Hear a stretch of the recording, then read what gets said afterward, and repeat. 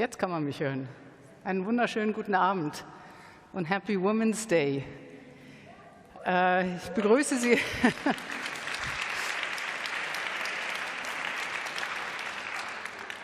begrüße Sie ganz herzlich zu dieser Veranstaltung. Ich kann Sie leider nicht so ganz gut sehen wegen der Scheinwerfer, aber mein Name ist Andrea Böhm. Ich bin Redakteurin und Reporterin bei der Wochenzeitung Die ZEIT, die zusammen mit dem Quadriga Verlag diesen Abend heute veranstaltet.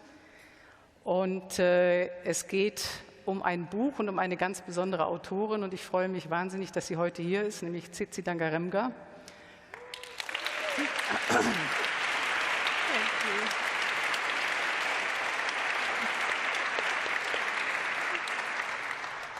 Bevor ich Sie kurz vorstelle, sage ich noch ein bisschen was zum Ablauf. Wir haben das geplant als eine Mischung aus Gespräch und Lesung. Das wird freundlicherweise die Schauspielerin Sarah Grunert vom Schauspiel Frankfurt hier übernehmen, die nachher auf die Bühne kommt. Es gibt ganz, ganz sicherlich eine Menge zu besprechen. Wer Tsitsi Dangarembgas Bücher gelesen hat und wer dieses Buch kennt, weiß, dass es enorm viel Diskussionsstoff enthält. Und wir wollen Ihnen im letzten Teil dieser Veranstaltung auch die Gelegenheit geben, selbst Fragen zu stellen. Dazu werden Sie dann zwei Kolleginnen hier im Raum sehen, die Mikros haben. Und ich bitte Sie einfach nur darauf zu warten, dass Sie das Mikro in die Hand nehmen, bevor Sie loslegen. Es gibt auch für die Leute, die ich auch herzlich begrüße, die uns jetzt am Livestream verfolgen, die Möglichkeit, sich online über slido.com hier mit Fragen an dieser Diskussion zu beteiligen. Ein paar Worte zu Tsitsi Dangarembga. Ich glaube, ich muss Ihnen nicht sagen, dass sie eine herausragende Schriftstellerin ist. Und ich will jetzt gar nicht die ganzen Preise aufzählen, die sie erhalten hat. Ich nenne nur zwei. Weil wir hier in Frankfurt sind, werden sich viele von Ihnen noch daran erinnern, dass sie 2021 den Friedenspreis des deutschen Buchhandels erhalten hat und im selben Jahr einen anderen sehr wichtigen Preis, nämlich den PEN International Award for Freedom of Expression, der schon darauf hindeutet, dass wir es hier auch mit einer politisch sehr aktiven und mutigen Schriftstellerin zu tun haben. Sie wissen wahrscheinlich auch, dass das erste Buch ihrer Tambuzai-Trilogie, im Englischen war der Titel Nervous Condition, im Deutschen heißt er Aufbrechen, 2018 von der BBC zu den 100 wichtigsten Büchern gezählt wurde, die die Welt geprägt haben. Und das klingt alles nach einer unglaublichen Erfolgsgeschichte. Das hat auch alles so diesen Effekt, dass man gerade in einem weißen Publikum denkt, seht her, es wird doch alles diverser. Ein weißes Publikum liest jetzt auch afrikanische Autoren und Autorinnen. Und das ist auch alles so. Aber diese Phänomene, diese Diversifizierung des Kulturbetriebes, wir sehen das bei den Oscarverleihungen, wir sehen das in der Filmindustrie, wir sehen das in der Schriftstellerei, hat natürlich auch diesen Entlastungseffekt, wie ich gerade gesagt habe. So, jetzt, es wird doch alles. Und da sind Sie bei Tsitsi Dangarembga an der falschen Frau. Damit lässt sie nicht davon kommen. Schon gar nicht in diesem Buch, um das es heute auch geht, Schwarz und Frau, Gedanken zur postkolonialen Gesellschaft. Das ist ein sehr biografisches Buch auch. Es wird eingeleitet mit einem ebenso nüchternen wie wuchtigen Satz. Und Tsitsi Dangarembga ist eine Meisterin der ersten Sätze. Das finden Journalistinnen und Journalisten natürlich immer sehr beeindruckend, weil uns immer gesagt wird, sie gewinnen oder verlieren ihre Leserschaft mit dem ersten Satz. Und dieser erste Satz lautet: Die erste Wunde von uns allen, die als schwarz klassifiziert werden, ist das Imperium. Tsitsi Dangarembga wurde 1959 mitten in dieses Imperium geboren, das damals noch Rhodesien hieß und heute Simbabwe heißt. Sie hat in ihrem Leben eine ganze Serie von Entwurzelungen durchgemacht, die sie in diesem Buch zum Teil auch thematisiert. Die sind geografischer Natur, sie sind familiärer Natur. Von der eigenen Familie getrennt zu werden, ist eine ganz, ganz prägende Erfahrung. Sie sind sprachlicher Natur, die eigene Muttersprache zu verlernen und wieder erlernen zu müssen, war ein prägendes Erlebnis. Und das Schreiben ist in ihrem Leben zu einer rettenden Kraft geworden. Was aber vielleicht nicht ganz so bekannt ist, Tsitsi Dangarembga ist auch eine unglaublich kreative und eifrige Filmemacherin und eine Dramaturgin. Sie hat zahlreiche Theaterstücke geschrieben, hat in den 1990er Jahren in Berlin Filmregie studiert, hat später in Harare, der Hauptstadt Simbabwes, zusammen mit ihrem Mann Olaf Koschke, mit dem sie auch 3 Kinder großgezogen hat, eine Produktionsfirma aufgezogen, die es immer noch gibt, hat nach ihrer endgültigen Rückkehr nach Simbabwe das International Images Film Festival for Women initiiert. Die Liste ist nicht vollständig. Wir könnten hier den ganzen Abend darüber reden, was diese Frau schon alles gemacht hat. Und sie ist außerdem mutig. Ich denke, wenn Sie Ihren Lebenslauf und die aktuellen Nachrichten verfolgt haben, dann wissen Sie, dass sie mehrfach gegen Korruption und zunehmende Repression in Simbabwe demonstriert hat und dass sie zuletzt wegen Aufruf zur Gewalt zu einer 6-monatigen Haftstrafe verurteilt wurde, die ausgesetzt worden ist. Die Tat selber, vielleicht haben einige von Ihnen das Foto gesehen, besteht darin, dass sie und ihre Mitstreiterin Julie Barnes mit Plakaten, die sie sich umgehängt hatten, nichts weiter gefordert hatten, als, um es vereinfacht auszudrücken, ein besseres Simbabwe. Darauf steht dann der Vorwurf des Aufrufs zur Gewalt. Wir werden das Gespräch hier zwischen Tsitsi Dangarembga und mir auf Englisch führen. Die Fragen, die später kommen, gerne auf Deutsch. Aber nach dieser Einführung wäre natürlich die erste Frage, gerade angesichts der enormen Schwierigkeiten, die Sie zuletzt in dem Land hatten, Tsitsi Dangarembga, how are you? Well, I'm very happy to be here in Frankfurt, and I'd like to say thank you to the ZEIT for organizing this event, and also to thank my publishers, über, and to thank everybody who's here today so that we can have a conversation. When I began writing, it wasn't usual for authors to be in front of people. That's something that's developed because I began a long time ago. So from that point of view, I'm very well. And I'm glad to be able to say that I'm very well because, as you mentioned, I was found guilty of intent to incite public violence, and that was at the end of September in Zimbabwe. And so at that time, I was not well at all. Fortunately, I have a fellowship at the moment in Cambridge, in New England, Massachusetts, and so I was able to leave Zimbabwe and go back to Cambridge and not really be concerned about that issue. And I'm doing some research there, which is meant to be for another non-fiction, which will take some time to come to fruition. And I've been able to calm down and put it behind me. The appeal is underway. My lawyer was asked to submit the heads of arguments to the court by the 2nd of March, so that has gone in. So on the 12th of March, I will know how we are going forward, whether there has been a response. So right now I'm very well, thank you. This court case has been dragging on for what, about 2 years? Yes, our first appearance was on the 1st of August 2020, and we are now in March 2023. Describe what is it like for a writer. Is it possible to write while you are basically under the shadow of a court procedure like that? Were you able to write? I was not really able to focus on things that require deep concentration, and that for me is fiction, long fiction. But there are other things that I was able to continue with, such as screenplays that I've been working on for a while, and also this book of essays that came out under the English title, Black and Female. So I was able to do that. And it was easier to write nonfiction because one always has sources for one's nonfiction, whereas with fiction, one has to meet oneself, inside oneself.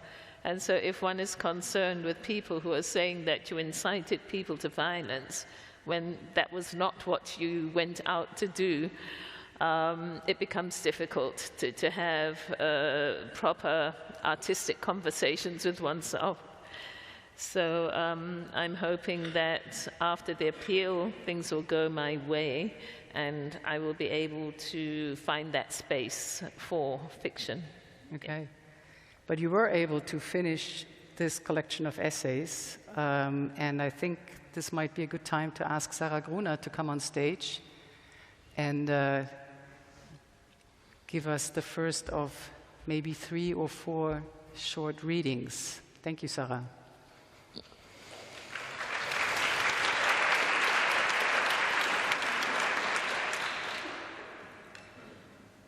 Die erste Wunde von uns allen, die als schwarz klassifiziert werden, ist das Imperium. Das ist eine Wahrheit, der viele von uns, ob wir nun dieser Kategorie angehören oder nicht, lieber nicht ins Auge sehen. Heute ist das wundenschlagende Imperium das der westlichen Staaten. Das Imperium, das in seiner Hochzeit im 19. Jahrhundert 80% der Erde umfasste. Dazu gehören das britische Empire, das mein Land, Simbabwe, in den 1890er Jahren kolonisierte. Ich wurde ins Empire hineingeboren.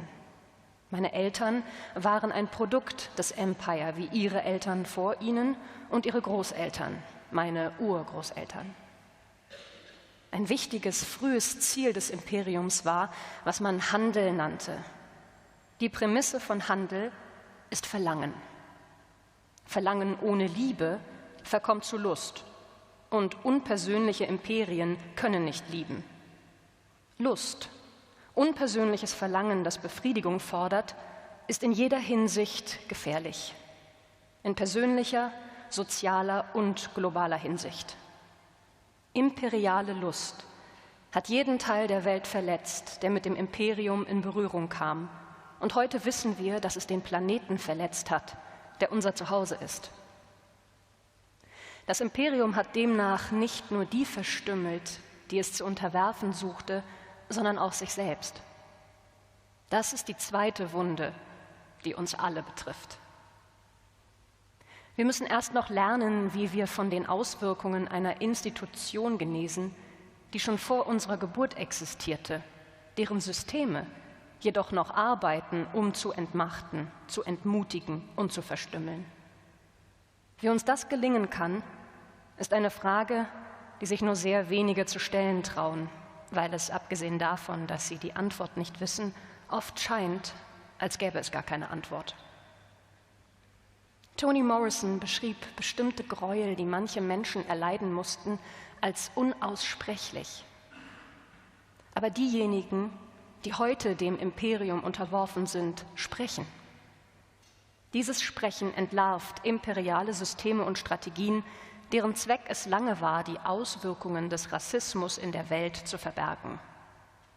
Schwarze führen die Forschung und den Aktivismus an, während andere, darunter weiße Männer, auch wenn sie um sich treten und schreien, dazu aufgefordert sind, die Ethnisierung der Welt zu diskutieren.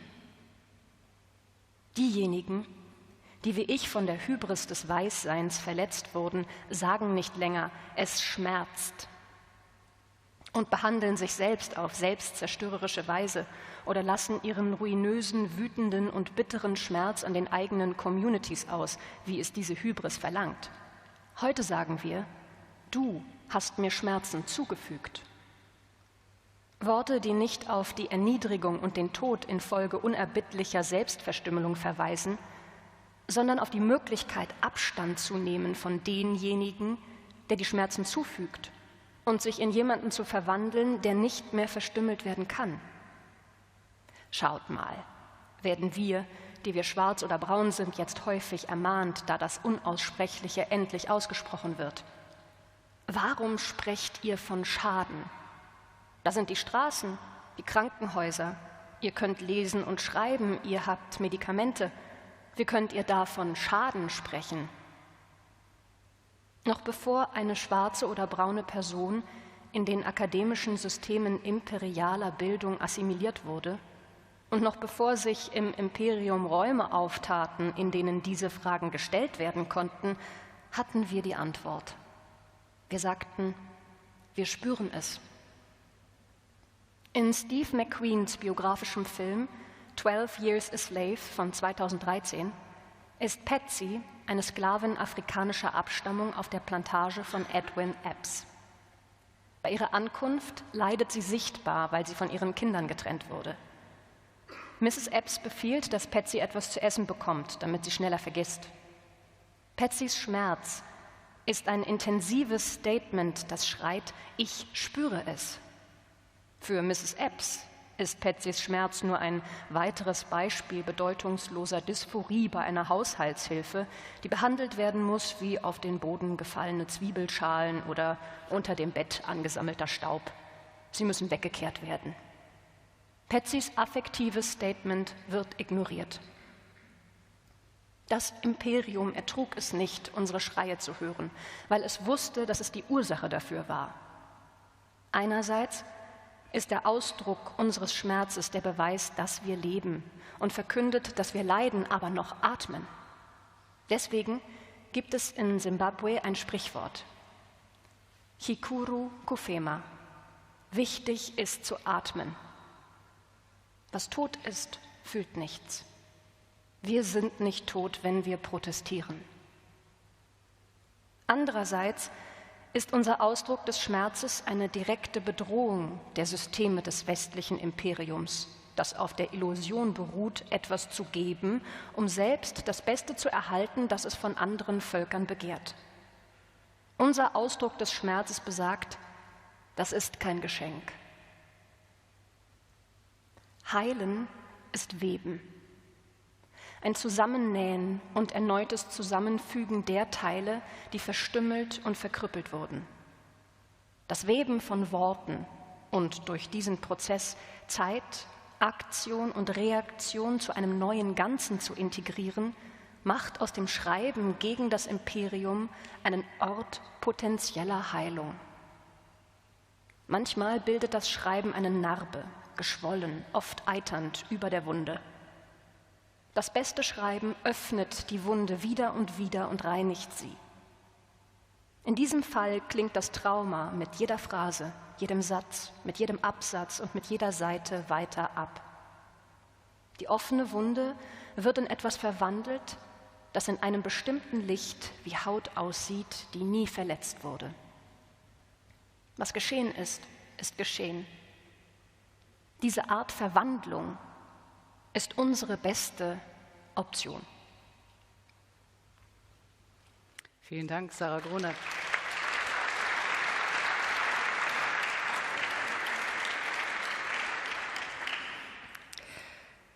When I read the book, and I have to say I read it twice, and I like to take notes and copy certain sentences that make a big impression, and I found myself at some point basically copying half of the book. What struck me most is, and I think this has become very clear also through Sarah Gruner's reading, it is a very calm, almost gentle tone, but it's absolutely relentless in its analysis. And when I read about how you describe expressing the pain and the suffered by the wounds of the empire, that I found myself asking, yes, but and then there's also anger. There must be so much anger, which is, of course, something that severely frightens societies in the imperialist countries. Mm-hmm. Were you angry when you wrote this book? I'll answer that in a roundabout way. On Monday, I had dinner in Cologne with Sabina and Valerie. And we spoke about Twitter, because I am quite active on Twitter.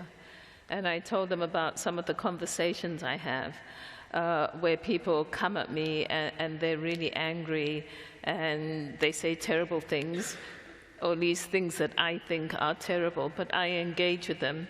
And quite often we get to the point where we both like each other's last statement. So they said to me, why do you do that? I told them I joined Twitter in 2012, and it was my project to increase my tolerance.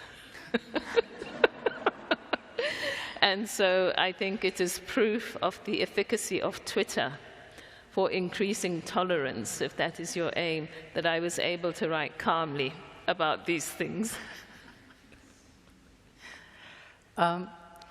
The Cameroonian philosopher Achille Mbembe once said, basically phrasing what you wrote in a different way, that the plantation economy, slavery, the extractive model of capitalism, extracting resources, has been das Taufbecken unserer Moderne, the baptismal font of our modernity. Would you agree? That's really what I talk about in the book. I talk about, first of all, removing bodies, not seeing bodies as human, as people, but just as objects, tools, in fact, towards production in the Americas. So that was the first thing. Then it came to removing minerals from the ground or using the ground to produce products. And then it came to actual ownership of the ground, so that they did not even have to pay, because earlier they would pay for what they took away. Might not have been a fair exchange, it was just a couple of beads or something, but at least there was that. So then the ground was actually appropriated, so there was no need to pay anymore. And now we have got to the point where the symbolic production from Africa is also being drained away. That's not just the fault of empire, because I feel that the continent could do more to retain its cultural and creative people, but they're also being drained away. So we've gone the whole gamut, from the physical body to the symbolic world of the people of the continent. And that is how the northwestern quarter of the globe sustains itself. There's a German sociologist by the name of Stefan Lessenich who a couple of years ago wrote a book. It's, the German title is Neben uns die Sintflut, next to us the deluge. And he develops this theory or analysis of externalization. Not only do Western or industrialized societies externalize the costs of creating their own wealth, they also externalize the knowledge about what they are causing in the world. Mm-hmm. And if I remember correctly, in a TV discussion, I think he said it is almost impossible for collective society like the ones in Europe or in Northern America to actually grasp the dimension of the consequences of the way that we have created our wealth. So this process of externalization will go on. Would you say it will? I would like to read that book. It sounds very much like the kind of thinking that I have. And I think even things like climate change are not really causing a transformation of thinking, because climate change is also out there. And to really understand that a certain ideology, a certain framing of the world as being constituted by economy has caused this climate change is not something that is easy to do. People who write are people who have made it their core business to think about things.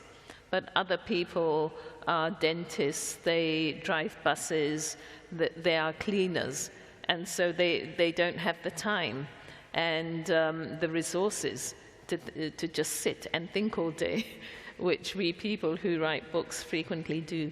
So I think it is going to be very difficult to bring that message back to the ordinary society. Before we go to the second reading part, let me play the role of the optimist a little bit. For me, as a journalist who has been following these debates and discourses for quite some time, I think I am able to detect some quite significant changes about the way predominantly white societies in industrialized countries approach this whole set of problems or crises. And it may have started with a debate about looted art, which has set off a quite interesting discussion with very practical consequences in European and American museums, in ways of finding restitution, in ways of researching how was this art robbed, what is the connection with colonial empires and with colonial looting. And it seems to me that we are inching closer to when we realize that most of what we see in museums, or a lot of what we see in our museums has been stolen, that we can't stop there. We will have to ask, well, what else have we stolen? So that this is a train that cannot be stopped. Yes, well, I hope you're right, Andrea. I see the return of artifacts as a gesture. It is one that does not cost much in terms of actually implementing, and it is one that does not cost much in terms of the base for the wealth. So it could be just a gesture. What I think could come out of that is because there is so much talk about it that the society begins to think about these things more. But one is giving back this artifact after 100, 200 years or whatever. Things have been broken. There was a chain that was meant to be continuous in those 200 years associated with this artifact for these people. And that has been broken, and they will never recover it. Because they had spiritual meanings also. Yes, a symbolic meaning. Yeah.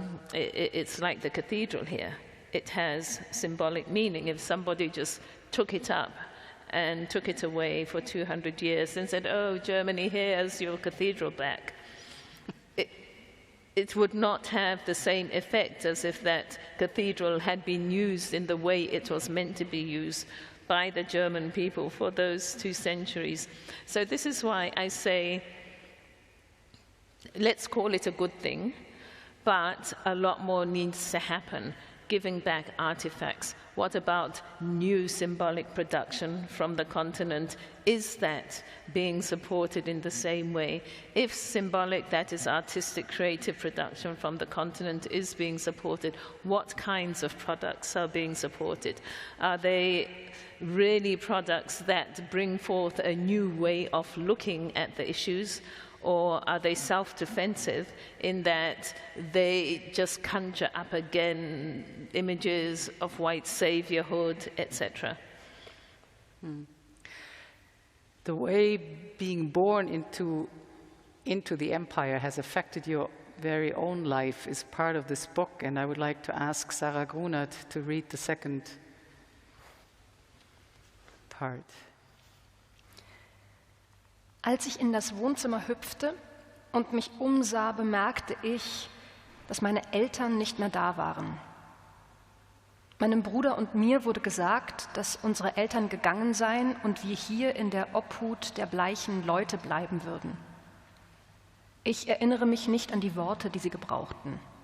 Ob mein Bruder oder ich oder wir beide weinten oder nicht, und wenn ja, wie lange und wie wir getröstet wurden. Ich erinnere mich jedoch an das, was ich fühlte, und es war Folgendes. Ich war ganz gewesen, als ich das Empfangszimmer verließ. Eine Guillotine fiel auf mich herab, als ich das Wohnzimmer betrat, und trennte viele Teile von mir ab, die eigentlich gemeinsam wachsen sollten, doch in diesem Augenblick auseinanderstrebten. Ich erinnere mich nicht an viel mit Blick auf die Tage und Monate danach. Und das ist eine normale Reaktion, nachdem man guillotiniert wurde. Die Schlafenszeit war am schlimmsten. Dunkelheit senkte sich herab und etwas in mir streckte sich in die lichtlose Unendlichkeit. Was immer ich dort fand, ich zog es an mich. Ich glaubte, dass die Vollständigkeit, die mir zusammen mit meinen Eltern abhanden gekommen war, sich dort an diesem unvorstellbaren Ort verbarg. Ich wollte diese Vollständigkeit an mich ziehen, um mich zu vergewissern, dass nicht alles verloren war, dass alles noch da war und ich in die endlose Leere so schrecklich sie auch war, greifen und mir zurückholen konnte, was ich verloren hatte. Als ich vor Angst so betäubt dalag, dass ich nicht einmal mehr zu zittern vermochte, waren dieses Greifen und Zusammenfügen der Anfang meines schreibenden Lebens. Ich fand eine furchterregende, aber erfreuliche Ruhe in dieser Ausradierung. Mir wurde zu essen gegeben, ich aß, ohne etwas zu schmecken. Ich wurde nach oben getragen und ins Bett gelegt. Ich lag da und hatte Angst vor den Dingen, nach denen ich dennoch langte. Die Dinge begannen nach mir zu greifen. Und sie waren nicht, worauf ich gehofft hatte, meine Eltern oder zumindest die Sicherheit, für die meine Eltern standen. Ich muss geweint haben. Ich weiß, dass ich nicht schlief, weil bald jemand jeden Abend neben meinem Bett saß und stundenlang meine Hand hielt, bis sich endlich meine Augen für ein paar Stunden schlossen. Ich begann als schwieriges Kind zu gelten. Meiner Ansicht nach wurde mir das Schwierigsein aufgezwungen, sodass ich mich permanent in einem Zustand der Angst und Angespanntheit befand, den ich noch verstärkte durch meinen Versuch, ihn niederzuringen, damit ich nicht erstickte. Dass ich mich ständig angefochten fühlte, machte die Leute nervös. Ich flüchtete mich früh in die widersprüchliche Dynamik des Schreibens. Das alles geschah auf der vornehmlich präverbalen Stufe eines Kleinkinds. Ich sagte nie, nicht einmal zu mir selbst, ich habe Angst. Ich wusste nicht einmal, dass ich Angst hatte, sondern spürte nur den Fluss der Energie. Es war kein Schreiben im Sinn von vorbereitenden Verbalisierungen für eine schriftliche Niederlegung, sondern im Sinn eines inneren Kampfes, die Dinge zu finden, die eine sinnvolle Erklärung ergaben oder zumindest Kohärenz, während ich nach außen hin all die Dinge tat, die von einem kleinen Mädchen in Kent erwartet wurden. Ich tat diese Dinge mit wenig Erfolg. Später erfuhr ich, dass ich in Pflege gegeben worden war. Zwischen meinen Eltern und meiner Pflegefamilie war ein Vertrag vereinbart worden, aber das ergab keinen Sinn für mich und war deswegen bedeutungslos. Während ich die Erwachsenen um mich herum beobachtete, entwickelte ich intuitiv die Idee, dass Worte Macht waren. Nachdem Erwachsene miteinander gesprochen hatten, passierte etwas. Kleine Kinder wurden zurückgelassen. Mein Bruder sprach mit seinem Pflegebruder und unternahm etwas mit ihm. Dabei lachten sie und schienen Spaß zu haben. Mir wurde klar, dass ich machtlos war. Und das hieß, dass ich Macht brauchte, was wiederum hieß, dass ich Wörter brauchte. Mit Wörtern konnte ich etwas tun. Ich konnte richten, was kaputt gegangen war. Dann könnte ich vielleicht die mir wichtigen Dinge mit Wörtern an mich binden und müsste sie nicht mehr verlieren. Ich könnte die namenlosen Dinge besiegen, die die Guillotine schärften und mich heimsuchten, wenn ich im Bett lag. Ich lernte, dass Schreiben viel früher beginnt, als man mich später glauben machen wollte. Schreiben ist nichts weiter als Erzählen und beginnt mit Selbstgesprächen. Das Wort ist eine Methode, Erfahrung zu formen. Vielen Dank, Sarah Brunert.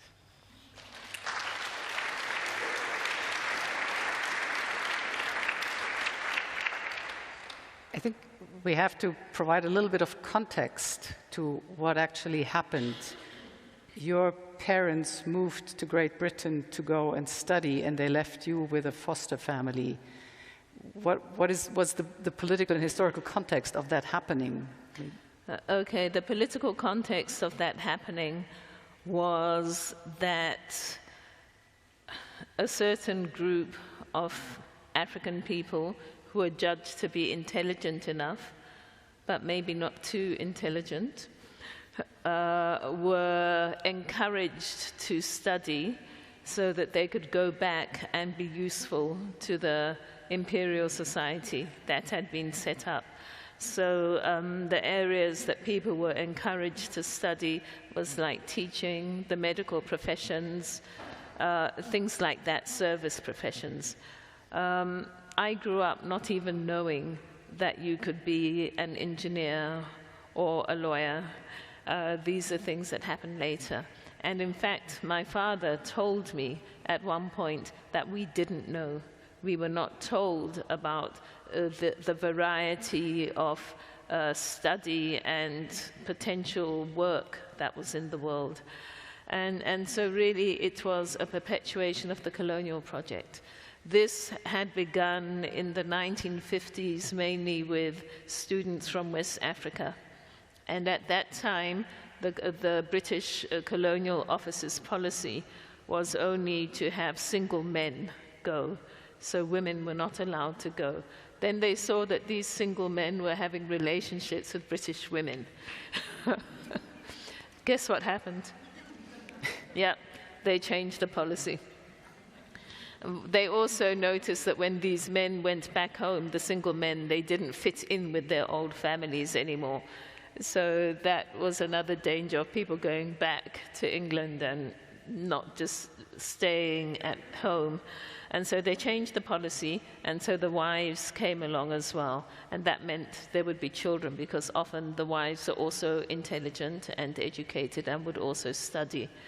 And so something had to be done with the children so that the wife was also free to study. So what I found out doing the research for this book was that there were some counties that are called the garden counties, I think. And this was an area that was quite impoverished, lower class, working class, and these were the families to which the children who were to go back to become the bourgeoisie of the new colony were sent to be fostered. And one would have one scholarship, often from some British institute, so part of that scholarship would go back to paying a British family to look after your children. So it was a nice little economy that was evolved. To what extent do you think, or do you know, your parents were aware of this system? It is difficult to know what a system is when you're in the middle of it. And this was at the beginning of it in the 1960s, so it had not been subjected to analysis. So they would not have been able to read any of this, any of the figures of the numbers of children. I think I have some figures in the book. And for them, they looked at it from their own cultural point of view. And of course, we have the extended family in most of Africa.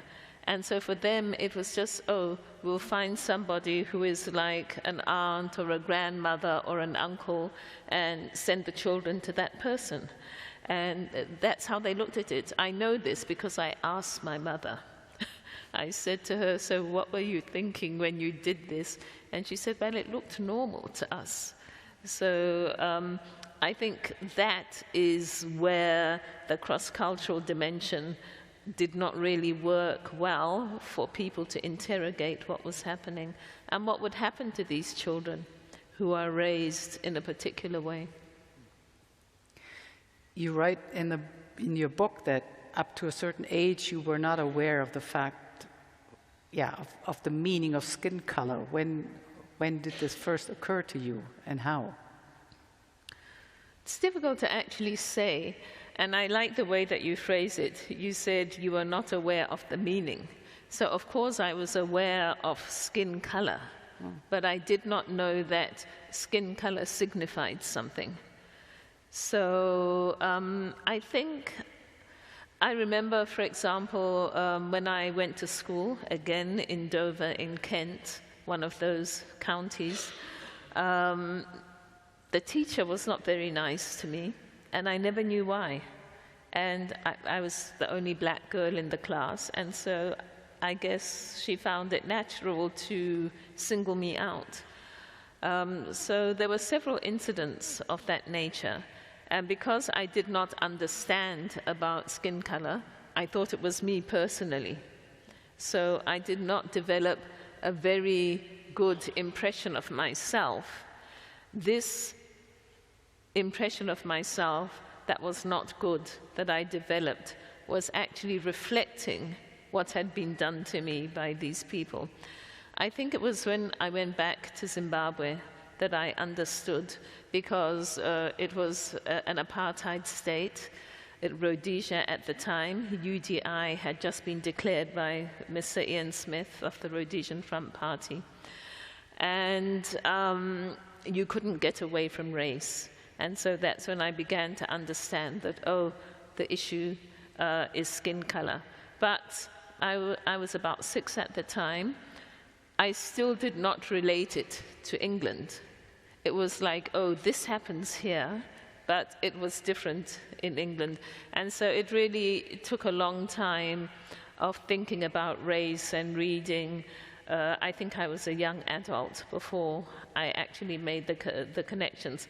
And to be very honest, looking at it from that perspective was not something that was easy for me. And I really did make the connections clear when I wrote this book, because I found that I had to write about that formative experience in order to explain why I write. Is there any bigger, or has there been any bigger debate in Zimbabwe, particularly among and about these family members and these children that had been sent to England to stay with foster families? I know some of them, and a lot of them went back, either with their families or when they were adults themselves. Some of the people who stayed in Zimbabwe did not function well. And I talk about my brother, who became one of the people who did not function well also. And that is common when one reads the literature on fostering. That is often a common outcome of fostering. And then when you add race and moving from a completely different culture, one can see how children are completely traumatized. There are stories about children, one that I read about a boy from West Africa who simply did not talk anymore. He went back to West Africa and didn't talk. And I don't know how it became known that he was pining for his British family. I think maybe someone visited. And so they sent him back to his family. And everybody appeared to be happy. We don't know really what was still going on with everybody, but that was the solution, to send him back for his family. Because if a child is fostered when they're 2, and then is 6 or 7, and suddenly taken away from that foster family and also put into a new environment that they can no longer relate to, it is incredibly traumatizing. You describe in your book the importance of words, of the ability to tell stories and to write. You had the, I imagine, traumatizing experience of losing your mother tongue when you moved to England, which is Shona, and you had to relearn it when you went back to Zimbabwe and went to school, if I remember correctly. The power of writing for you is English writing or writing in Shona? I was about 2.5, so my language was not developed. I was at the stage where one would be developing language when I was fostered. So in fact, the first language that I learned to speak fluently was in fact English. When we went back to Zimbabwe, my parents had taken us to London for a little while to try to acclimatize us, and had started speaking to us in, I will call it Chivano, because Shona is a construct of Cecil Rhodes. Okay. So I was aware that this was a language that had something to do with me, and it did not seem odd to have to learn it again. And I think I really had a desire to learn different languages. So it wasn't just school, it was speaking to my cousins and to friends and to everybody. And it came naturally because it was just being in the community. So for me, now, at this point in time, I think it was a blessing. And there's research that shows that children who have more than one language have different cognitive capacities to children who grow up monolingual. So now I think it was a blessing. Okay. You also write in your book about what it means, and this leads to the next reading part, I guess, to be born with, as you phrase it, two negatives. Not male, not white. And that, of course, leads to the debate, the interconnection, the intersectionality, if you will, between the meaning of racism and the meaning of living in a sexist society. And this is what the next part is also about. Sarah, please. Ich möchte keinesfalls Frauen verunglimpfen, die aus Liebe häusliche Arbeiten erledigen. Es gibt Männer, wenn auch nur vereinzelt, für die diese Akte eine Sprache der Liebe sind. Meine Bedenken gelten der Unterwürfigkeit als normative Praxis, beruhend auf dem Machtgefüge zwischen den Geschlechtern, wo diese Akte nicht Ausdruck einer persönlichen Beziehung, sondern gesellschaftlicher Kontrolle sind. Hinsichtlich des ehelichen Kniefalls bin ich der Überzeugung, dass jeder Mensch, der einem anderen Menschen erlaubt, vor ihm auf die Knie zu gehen oder es von ihm fordert, höchst verdächtige Motive dafür hat. Und jemand, der es normal findet, regelmäßig vor einem anderen auf die Knie zu gehen, gerettet werden muss. Abgesehen von der offensichtlichen Botschaft senden diese Frauen auch subtilere Botschaften an die Frauen, die ihnen zusehen und danach streben, so erfolgreich wie sie zu sein. Eine berufliche Karriere einer Frau gilt als nicht normal und untypisch. Beruflicher Erfolg wird als etwas betrachtet, für das Abbitte geleistet werden muss. Die ehrgeizige Frau muss nachweisen, dass sie noch immer feminin ist oder, wie es hier genannt wird, Heiratsmaterial. Frauen müssen bestätigen, dass ihr Erfolg innerhalb der Grenzen des Patriarchats zustande kommt und es nicht destabilisieren wird. Es ist eine Art Quid pro quo. Der Subtext der Frau suggeriert, trotz meiner Missachtung des Patriarchats in dieser Beziehung füge ich mich ihm in jener. Dieses Mundtotmachen der Ambitionen einer Frau geht Hand in Hand mit dem Ausschluss afrikanischer Feministinnen vom Arbeitsmarkt und damit von Lebensunterhalt und Erfolg. Es ist eine weitreichende gesellschaftliche Taktik. Arbeit ist kreativ. Arbeit produziert. Arbeit, die nicht für den produziert, der sie leistet, ist keine Arbeit. Es ist Sklaverei. Arbeit ist eine Manifestation von Macht. Arbeit ist unmöglich, wo keine Macht ist. Ausschluss von Arbeit führt dazu, dass Frauen, auch viele davon betroffene Feministinnen, sich als machtlos definieren. Frauen in Simbabwe, einem Land, in dem jeder Index von der Wirtschaft bis hin zu demokratischen Spielräumen rückläufig ist, wird die unverhohlene Drohung eingebläut, dass sie sich in einer zunehmend brutalen ökonomischen Welt allein durchschlagen müssen, wenn sie als gegnerisch kategorisiert werden. Eine ergänzende Strategie ist, sie zum Schweigen zu bringen und unsichtbar zu machen. In den konservativen, simbabwischen und anderen afrikanischen Gesellschaften werden erfolgreiche Frauen, die in ihrem privaten und öffentlichen Leben nicht von frauenfeindlichen Normen eingeschränkt sind, von patriarchalen Medien zum Schweigen gebracht. Zugleich sorgen dieselben patriarchalen Strukturen und die Schnittmenge dieser patriarchalen Strukturen mit internationalen liberalen Strukturen dafür, dass es keine Medien für Frauen gibt. Im Gegenzug sprechen Frauen, die in ihrem privaten und öffentlichen Leben emanzipiert sind, nicht über ihre Emanzipation. Die Gründe dafür reichen vom Wunsch, die kostbare Privatsphäre zu schützen, bis zur Angst vor Repressalien, wovon nicht die geringste das Verspotten des Ehemannes ist, der dieses Verhalten duldet. Es gibt zunehmend mehr dieser fortschrittlichen Männer infolge der Arbeit, die Feministinnen im Lauf der Jahrzehnte geleistet haben. Doch Schweigen macht auch die meisten von ihnen unsichtbar. Die Angst vor Vergeltungsmaßnahmen führt zudem dazu, dass diese Frauen sich vom Feminismus distanzieren und damit die Wahrnehmung des Feminismus als bösartigen Kult und Feministinnen als verabscheuungswürdige Bande bekräftigen.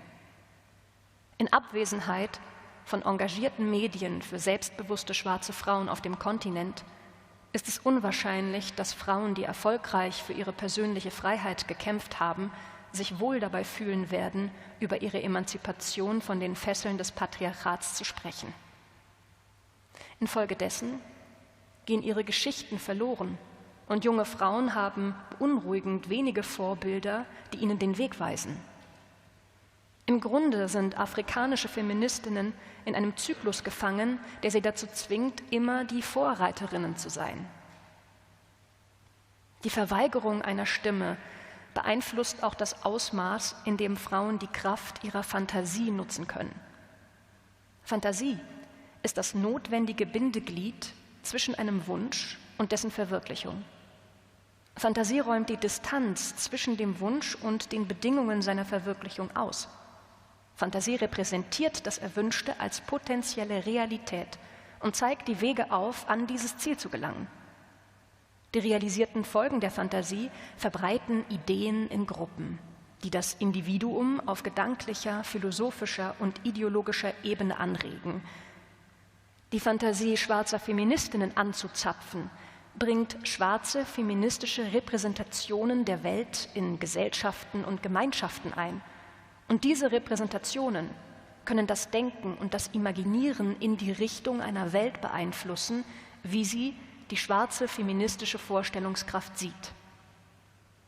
Im selben Zug wie schwarze konservative, patriarchale Gesellschaften, vor allem afrikanische, Feministinnen daran hindern müssen, die Warenproduktion zu kontrollieren und materielle Werte anzusammeln, müssen sie daran hindern, feministisches Gedankengut zu verbreiten.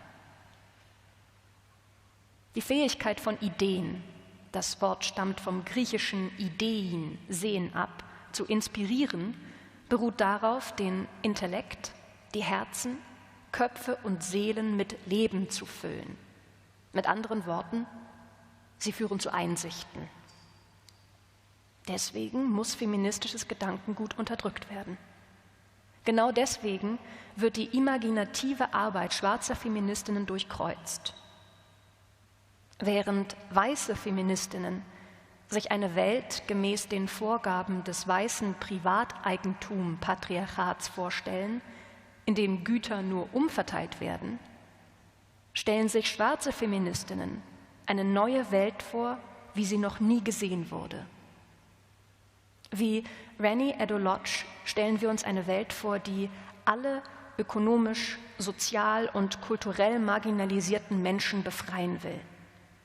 Marginalisiert von einem ideologischen System, das darauf ausgelegt ist, dass sie scheitern.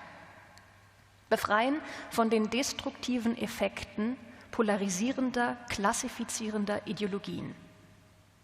Nach Eddo-Lodge gehören dazu behinderte Menschen, Schwarze, Frauen und nicht-binäre Menschen, LGBTQ-Menschen und Menschen aus der Arbeiterklasse.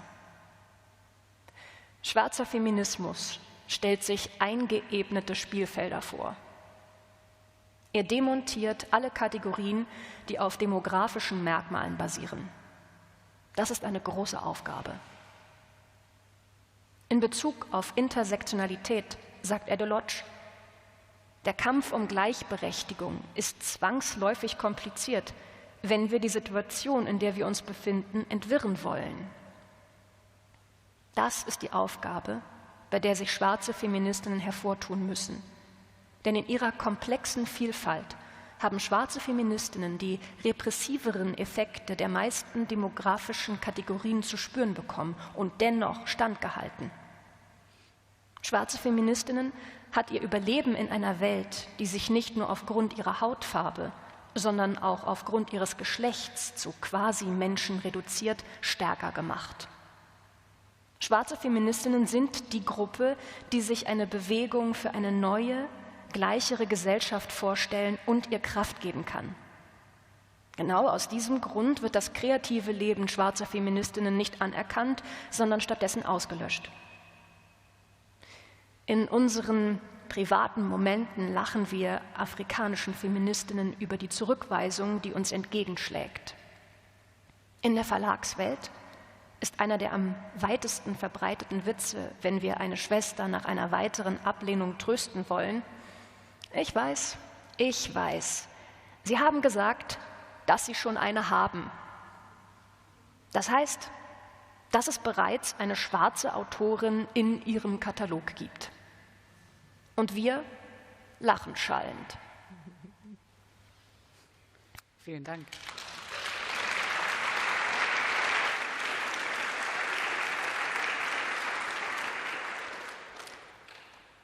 There is a lot of stuff I would love to talk about. Let me start with one thing, and this is actually the section of the whole event where I would like you to come in with questions. So I have some questions first to ask Tsitsi Dangarembga, but then if we do have the two colleagues with a microphone. Ready? Okay. Just give us a few more minutes. As a journalist who often covers African countries, I have become accustomed, and maybe I'm also contributing to an image of African women as the eternal victims, victimized mostly by African men. If you read UN studies about how different kinds of crises, conflicts affect African women in particular, about sexual violence, etc., then actually this stereotype has been perpetuated again and again and again. In your book, you make a very interesting remark about the history of the different histories of patriarchal structures of patriarchal societies. You say about patriarchy in pre-colonial African societies that it is a traditional patriarchy based on family relations. What do you mean? I mean that the patriarchy was not based on ownership. It was based on relationship. Those are two different things. And this is why people who have read my novels will perhaps remember a character who is Tambudzai's aunt, Tambudzai being the protagonist. She is Tambudzai's paternal aunt. So she is the sister of Tambudzai's father. And this woman is seen as part of the patriarchy because the relationship is from the patriarchal family. And so she has a lot of power in the family, even amongst her brothers. She commands respect. And that was then taken away when it became an issue of who has material wealth. Because, of course, the men were generally the warriors, and so they were the people who would be pressed into co-enslaving other people. And so they were the ones who would then amass the wealth.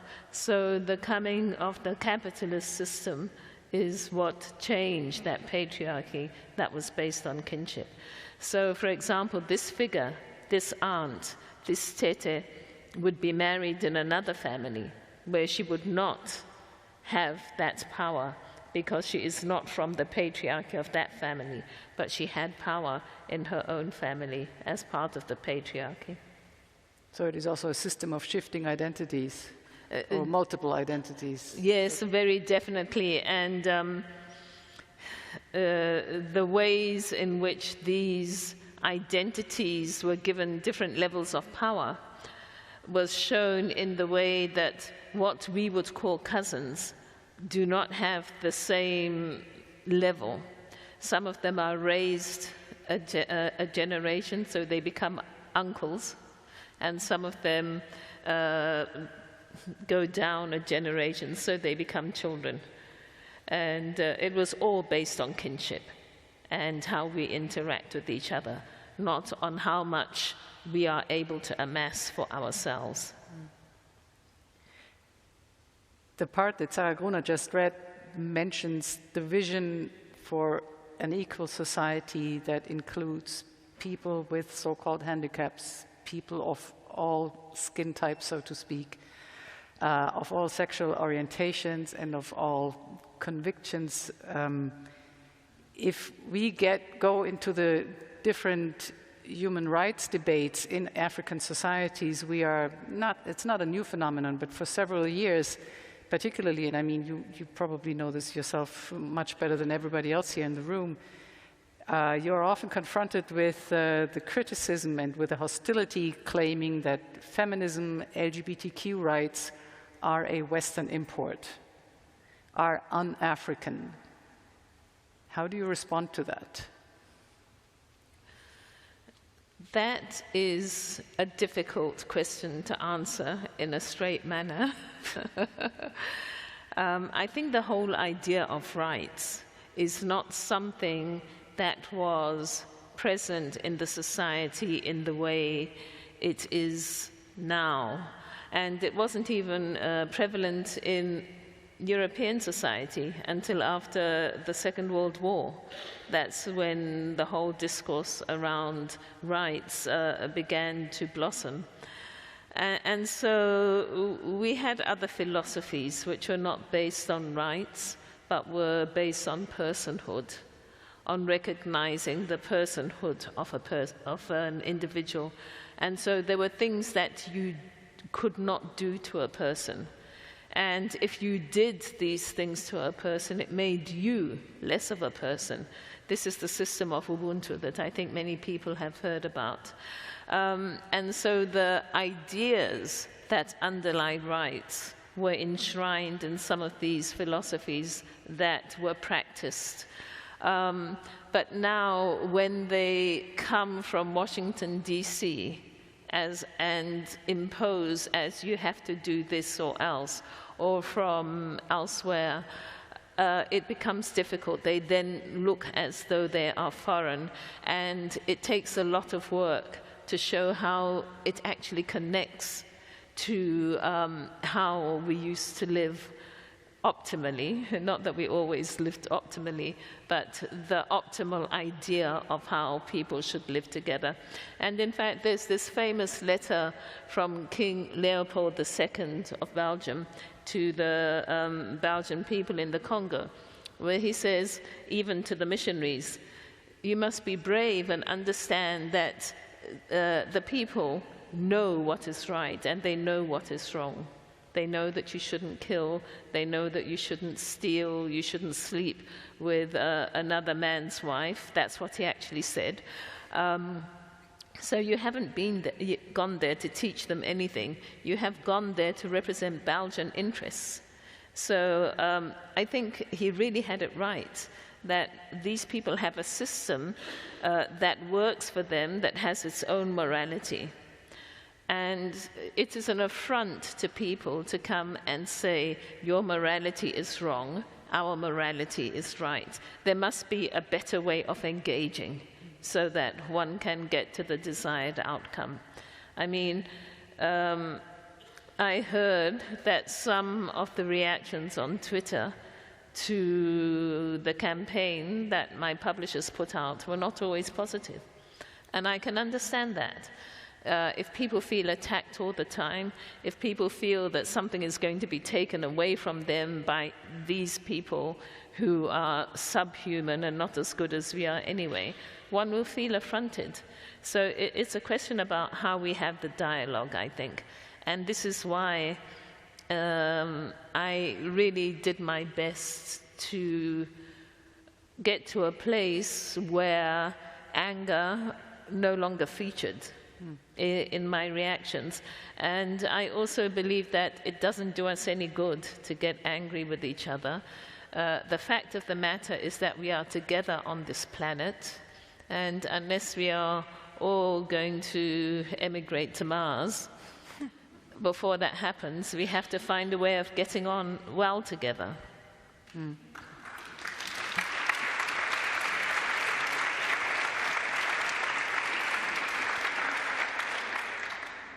Ich würde das jetzt gerne fürs Plenum oder fürs Publikum öffnen, wenn jemand Fragen hat. Ich kann es leider nicht so ganz gut sehen, müsste er sich per Handzeichen melden und auf das Mikro warten.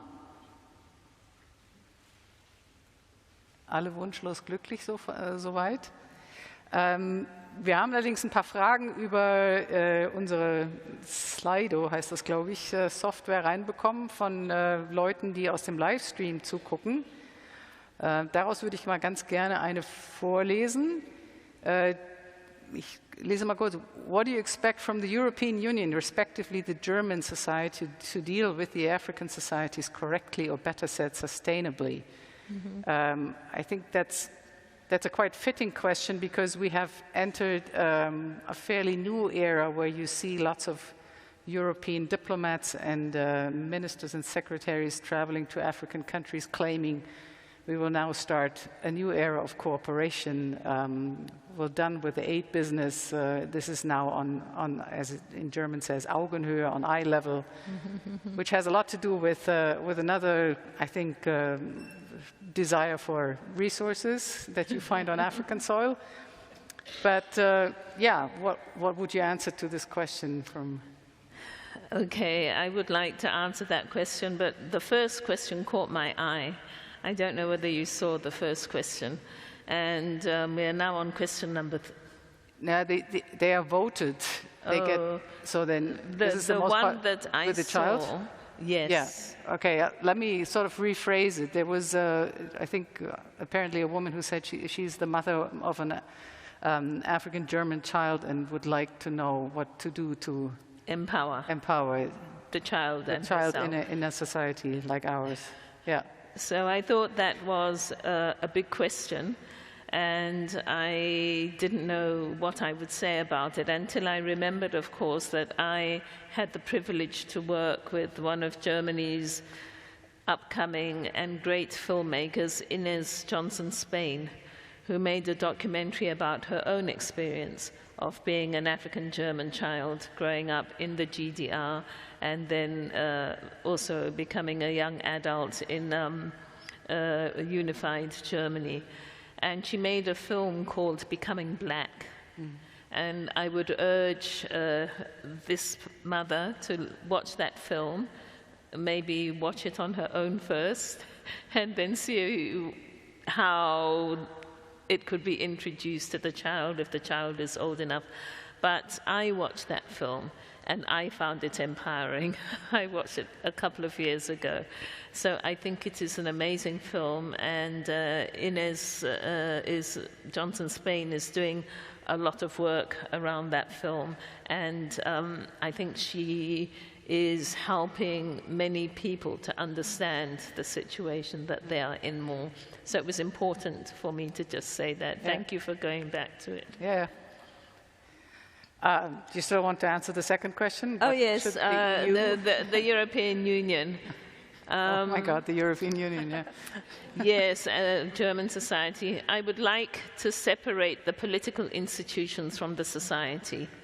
In my view, those are two different things.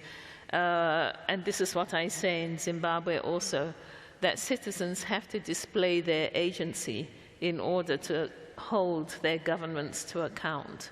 So in terms of the German society, I have said before, and I still think, that people who are concerned should engage with the foreign policy better, to see what their politicians are actually doing when they go to Africa. The speeches that we see on television are speeches on television. Then there's a whole lot of policy of things that are actually happening. And one needs to know what is actually happening. And to evaluate that and to see whether one thinks that this is going to lead us towards a more egalitarian world, or whether it is going to continue past relationships. I think that really would be very helpful. In terms of the European Union and other political institutions, it is very difficult because they have become an elite. Politicians are now a global elite. They meet at all their forums and they talk and they agree on things that have nothing to do with us, the people.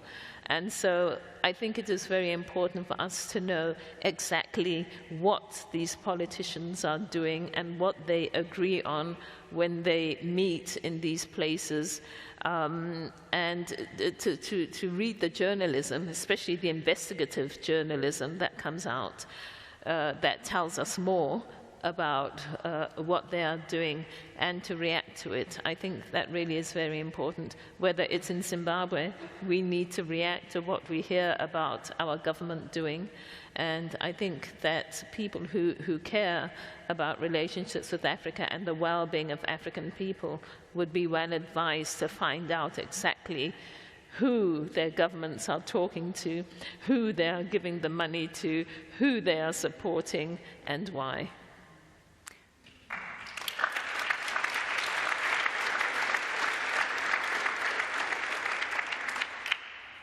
Let me just push you on that point a little further, because in your book, without really using the word capitalism too much, or even using or quoting Karl Marx, I mean, you also express a fundamental criticism of the way the global and the national economies work, which is in a capitalist way. Mm-hmm. So when you appeal to societies that they need to get informed much better also in order to hold their politicians and governments accountable, that would include to demand, definitely to question our own way of living, producing and consuming.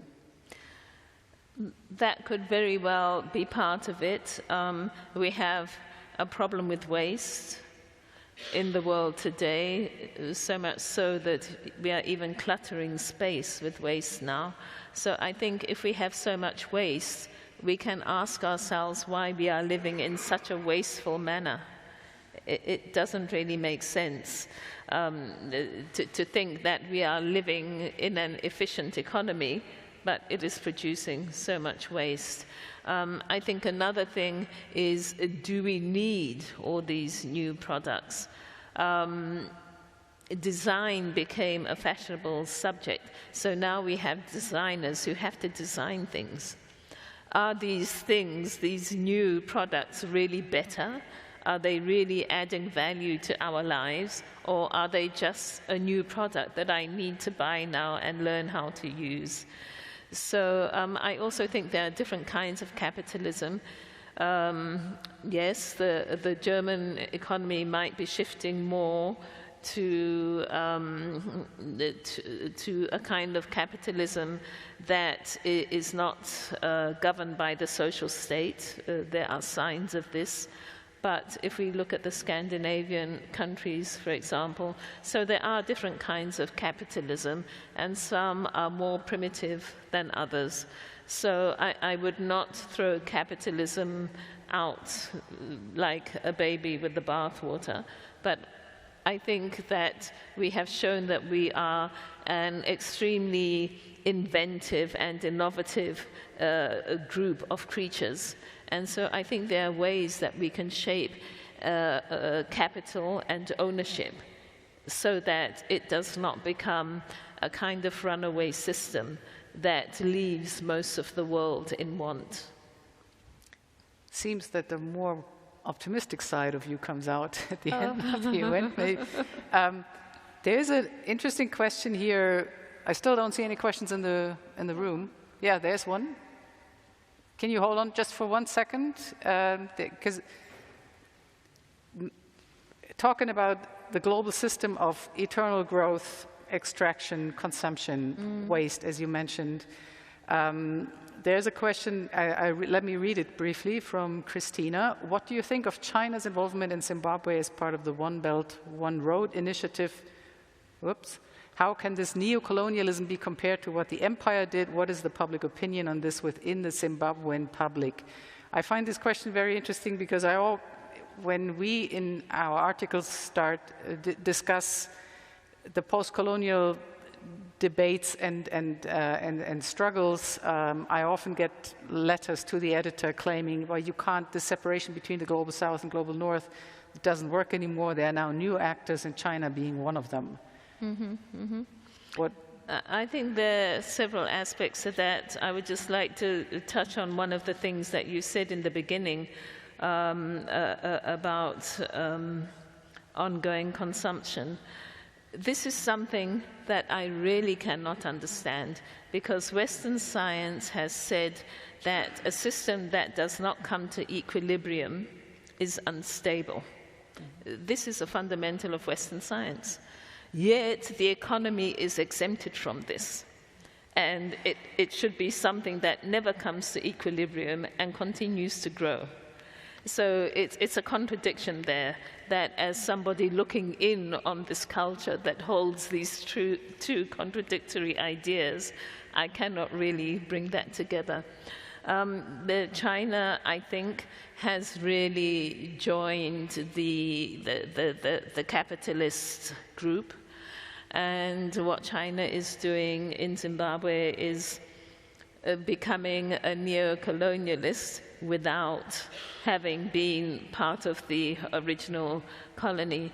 I mentioned in Black and Female that China itself may be a power, but a lot of that commercial wealth that it has accrued has been from servicing the northwestern quarter of the globe's industries. And without that demand from the northwestern quarter, which needs to be fed by cheap labor, exploitative labor, China would not have been able to grow to become what it is. So we are still tied into this particular global capitalist system. We just occupy different positions with different outcomes. Ja. Gut. Okay. Da ist noch eine Frage.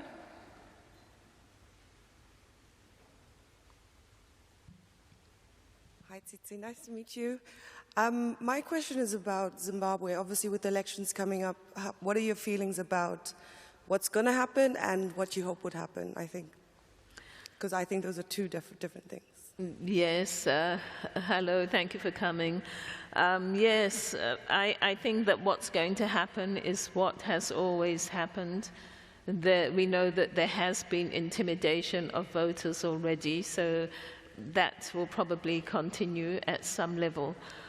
We know that the Zimbabwe Electoral Commission is behaving in unconstitutional ways. For example, it is refusing to release the voters' roll to all the parties, so they will probably continue to refuse to release the voters' roll.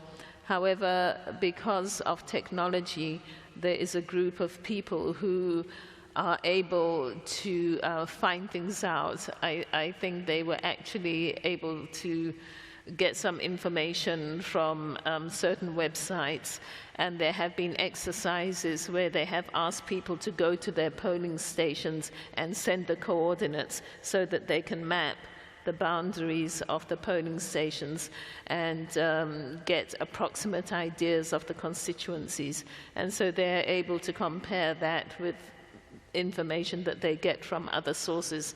And from the information that they put onto social media, there is wholesale rigging going on, all sorts of rigging, people who were long dead, who are on the voters' roll, people with the same name, people who are said to occupy buildings that are not even homes, where people don't even live. These are all things that this group has said on social media. And it would seem that there is some truth to it. I cannot vouch for how true it is, but it would be unusual if a group of people dedicated themselves to finding out information for 2 whole years and everything they said was a lie. So common sense would say that there must be some truth in what they're doing. So I think many people who are studying the history of Zimbabwe and its elections and how ZANU-PF has remained in power are coming increasingly to the conclusion that there has never been a free and fair election in the country.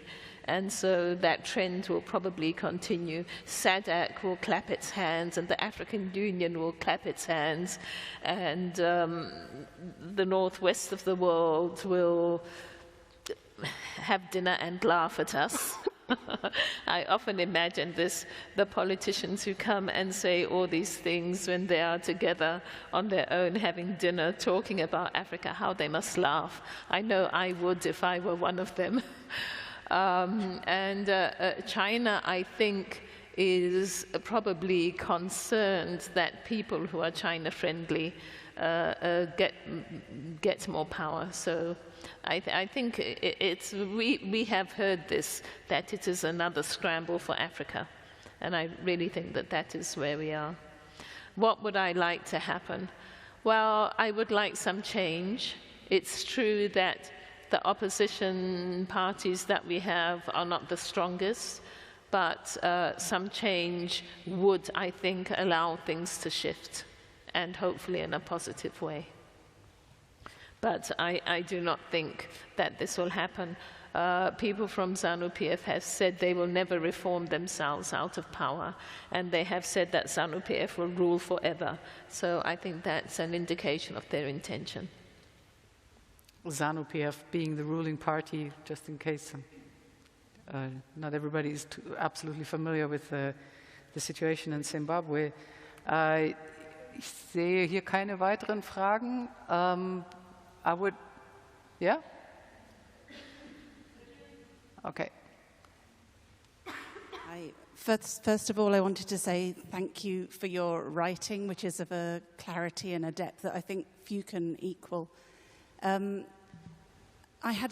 It's kind of a comment and question about the way you see empire as a guillotine and the way that you have related this to your experience in Britain. And it put me in mind of Philip Pullman's Dark Materials, with the way that the severing of the soul and the child, I suppose. But I wondered about the development of your idea, how you came up with this idea of the guillotine, because it is so powerful, this image. And I wondered how you had developed that. Thank you for your kind comment. My writing is centered on my experience, and I have permission from Toni Morrison to do that, because she said that she put herself at the center and wrote from there. And so I thought, oh, that's a good method, and I adopted it. And so really I was just writing about how it felt.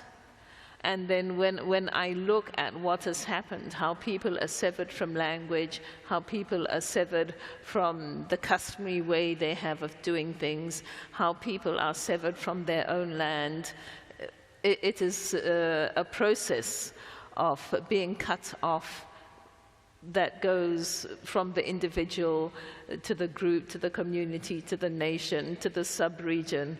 And so it seemed to me to be an apt metaphor.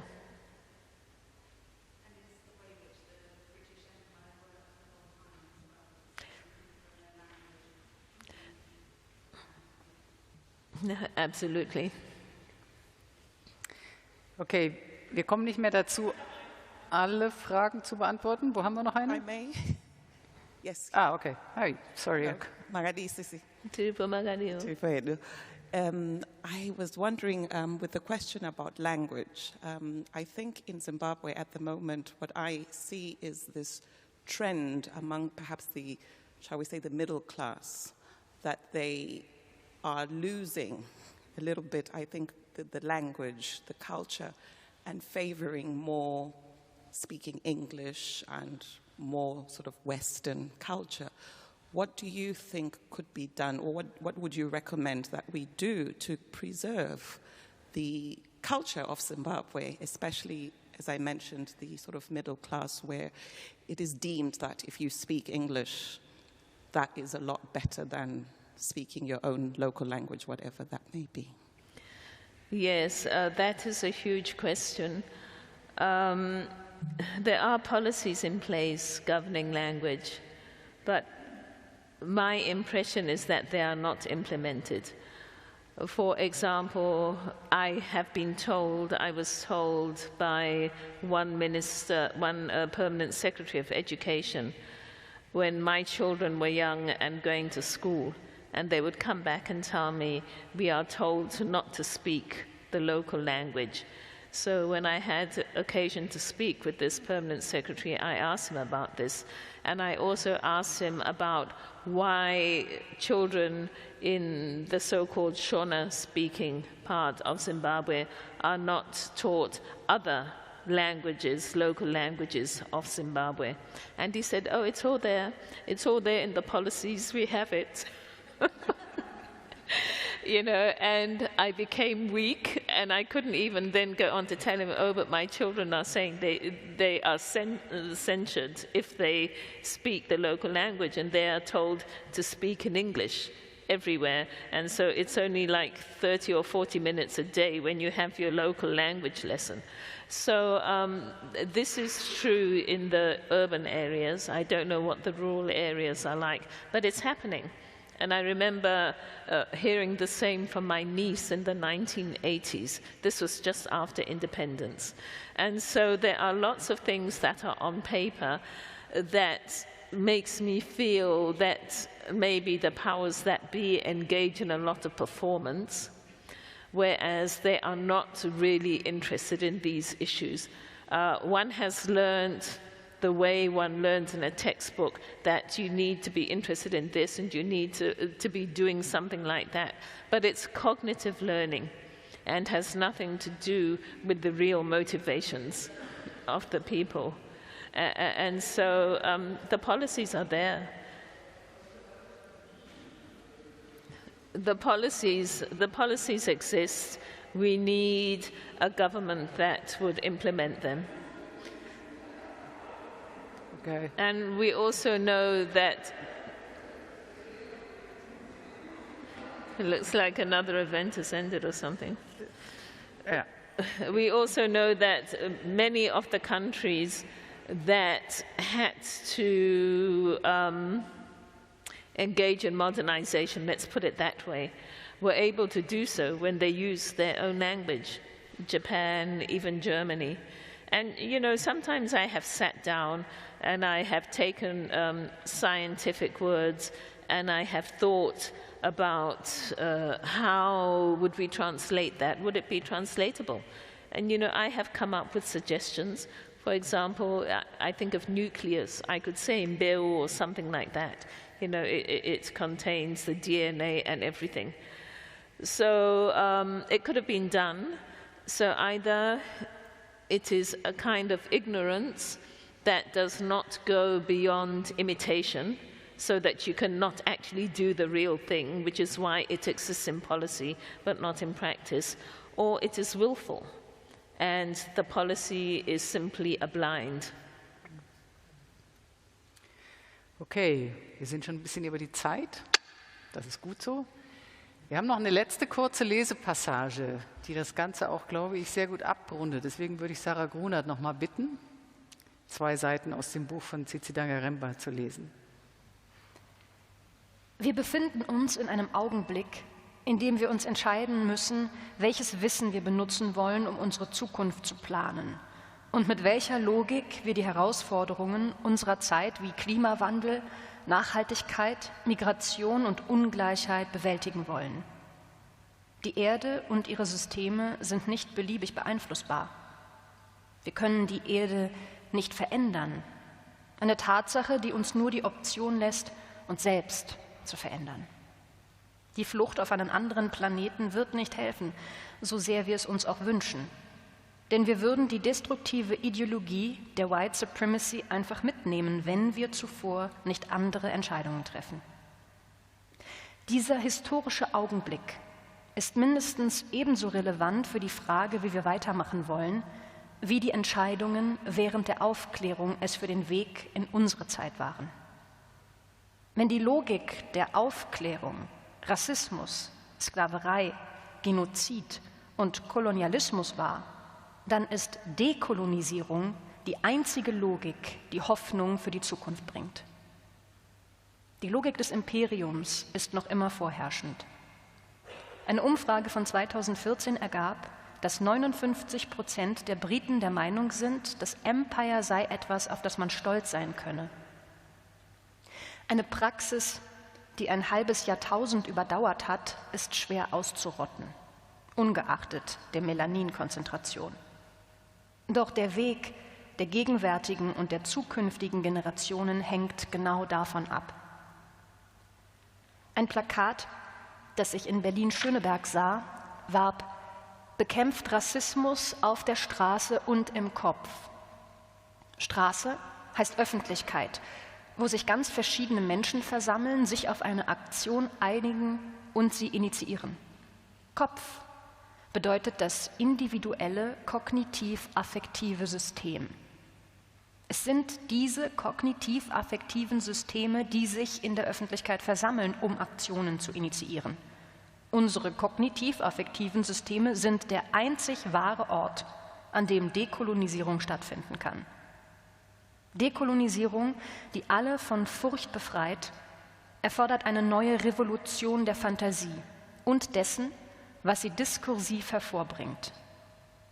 Diese Revolution kann nur gelingen, wenn die diskursiven Produkte derjenigen, die auf den subjektiven Status des Nicht-Ich reduziert wurden, ins Bewusstsein dringen, trotz der Angst, die diese Nicht-Ich in den meisten von uns hervorruft.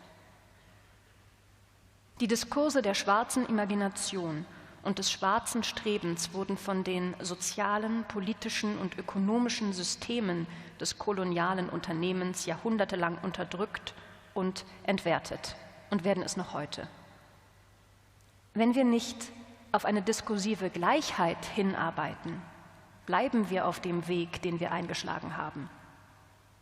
Die Zeichen häufen sich, dass uns dieser Weg vermutlich schneller, als wir erwarten, an einen Ort des Schmerzes bringen wird, der größer sein wird als der Schmerz, den eine Konfrontation mit dem kolonialen Nicht-Ich verursacht. Ein Gespenst, das über uns allen schwebt.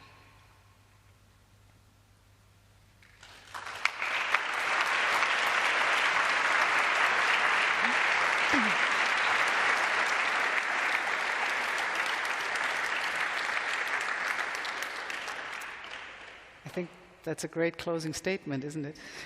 Maybe. Ich glaube, wir belassen es jetzt dabei, auch weil die Zeit schon vorangeschritten ist. Und ich mich jetzt erstmal ganz herzlich bedanke bei Ihnen, dass Sie hergekommen sind, um uns zuzuhören, und das auch auf Englisch.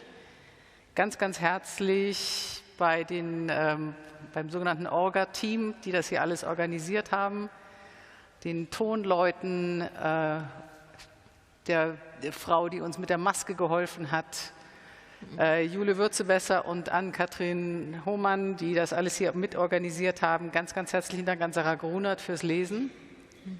Und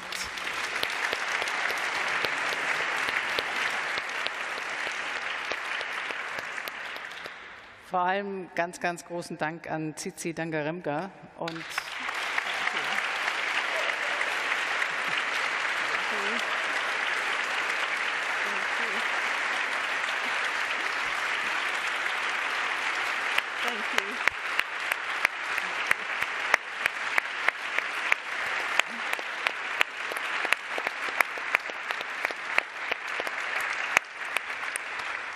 es gab hier online noch eine sehr, sehr empathische Frage, die wir jetzt leider nicht mehr diskutieren können, aber die sich darum handelt, angesichts der zunehmenden Repression, gerade gegen Menschenrechtsaktivistinnen, gegen intellektuelle Schriftstellerinnen und Schriftsteller, Künstlerinnen, die Frage, can you talk about the balance between staying safe and effecting change?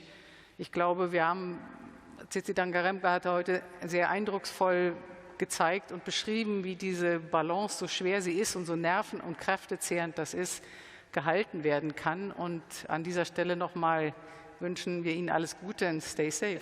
Thank you.